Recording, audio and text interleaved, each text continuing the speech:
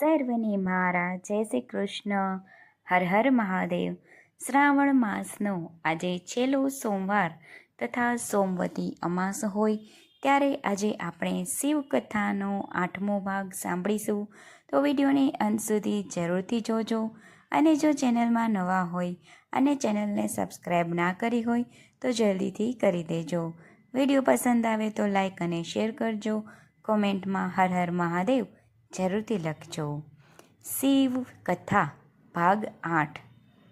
શિવ વિવાહમાં બધાનું આગમન અને શિવની જાન પ્રયાણ અને મેનાવતીનું બેભાન થવું. માતા પાર્વતીને કેટલાય પ્રયત્નો બાદ શિવ મળ્યા પણ કામદેવ ભસ્મ થઈ ગયા એનું દુઃખ થયું. એટલે રતિને વરદાન આપ્યું કે મારી દીકરીના લગ્ન જ તારી સાથે કરાવીશ. આટલું કહી અને પાર્વતી ઘરે ચાલ્યા ગયા. આ બાજુ શિવલોકમાં નારદજી સાથે 7 પાતાળ 7 સ્વર્ગ સમગ્ર બ્રહ્માંડમાં તમામ જીવોને આમંત્રણ આપવામાં આવ્યું અને બધા મહાદેવની જાનમાં જવા માટે હાજર થઈ ગયા. બ્રહ્મા પણ 4 સનત કુમારો અને માનસ પુત્રો સાથે તથા દક્ષ સાથે હાજર થયા. નારાયણ પણ બધા સાથે હાજર થયા. સપ્ત ઋષિઓ પણ હાજર થયા અને દિવ્ય મંત્રનું ઉચ્ચારણ કરવા લાગ્યા. દરેક સ્મશાનમાં સમાચાર ગયા તો ભગવાનની જાનમાં આવવા માટે. ભૂત પ્રેત પિશાચ શાકિની ડાકિની યક્ષ ભૈરવ ગંધર્વ કાલ ક્ષેત્રપાળ યમ વેતાલ રાક્ષસ તમામ મહાદેવની જાનમાં હાજર થયા અને મહાદેવની પાસે જ ઊભા રહ્યા. 10 દિક્પાલ દેવતાઓના શંખના નાદ સાથે મહાદેવ પંચમુખી સ્વરૂપ ધારણ કર્યું. નંદી વૃષભ બન્યા અને તેના પર સવાર થયા.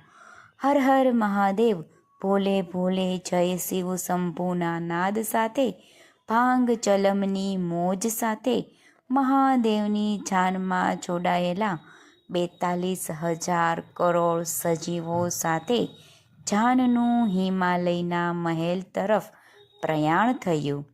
હર હર મહાદેવ જય ભોલેના નાદ સાથે આજે સમગ્ર બ્રહ્માંડ ગુંજી ઉઠ્યું છે. મેનાવતી દ્વારે જાનનું આગમન કરવા માટે સજ્જ થયેલ પણ મહાદેવનો વેશ જોતાં જ મૂર્છિત થઈ ગયેલ. આજુબાજુમાં ભૂતાળ પ્રેતાળ ચાંડાલ ડાકણ સાથે ચૂડેલો નાચે ભૂત ધૂપ મચાવે. મહાદેવ આખા સર્પોથી સજ્જ અને સ્મશાનના ભસ્મથી રંગે રંગાયેલા. કોઈ સજ્જન જોવે આ દ્રશ્યો તો ઠરઠર કાપીને મરી જાય એવું ભયાનક દ્રશ્ય. અને ભાંગના નશામાં ચૂર મહાદેવ ચિલમ પીતા પીતા મેલાવતીની સામે ઊભા રહ્યા. જેથી મેનાવતી હું મારી પાર્વતીને આ અઘોરી ઓઘડ સાથે નહીં પરણાવું એટલું માંડ માંડ બોલતા જ બેહોશ થઈ ગયા. પણ વિષ્ણુ હિમાલયને શ્વસિત આનંદ સાથે આવેલ જાનની સત્યતા જણાવે છે અને મહાદેવ ચંદ્રશેખરનું રૂપ ધારણ કરી પાર્વતીને પરણશે તેવું વરદાન આપી અને જાનના ઉતારા આપેલ મહેલમાં આરામ કરે છે.